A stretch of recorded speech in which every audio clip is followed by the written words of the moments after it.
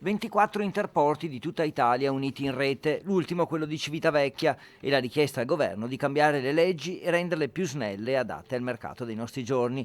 E i 24 presidenti si sono ritrovati in presenza dopo 2 anni di riunioni a distanza, inaugurando di fatto il nuovo centro congressi di Padova, un gioiello nel suo genere. Noi siamo l'esempio della rete, una legge del 90 ha creato e pensato una rete degli interporti che adesso necessita di essere svecchiata, innovata, migliorata, ma ha saputo essere, lo scheletro del sistema logistico del nostro paese. Quindi è stata un'intuizione importante. Noi oggi da qui chiediamo la riforma di quella legge perché necessita ovviamente di migliorie, soprattutto da un punto di vista fiscale. E l'Interporto di Padova, che l'anno prossimo compie 50 anni, è il più grande del Veneto. Il sindaco ne è stato presidente per 9 anni. Una società pubblica, che è tutta pubblica, che però è gestita talmente bene che aumenta il fatturato fa utile.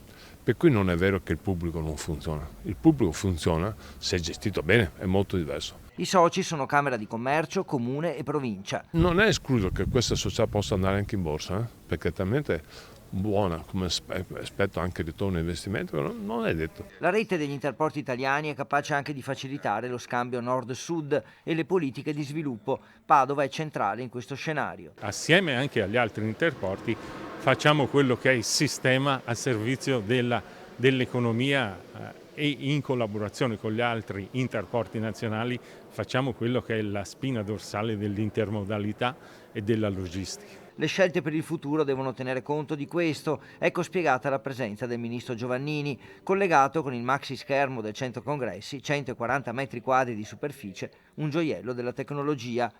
Quanto ai costi dell'energia, per fare un esempio, l'Interporto di Padova 10 anni fa ha realizzato oltre 200.000 metri quadrati di pannelli solari con produzione di 1 megawatt, il 25% rimesso in rete perché non utilizzato, e altri 40.000 metri quadri di pannelli sono pronti ad accendersi.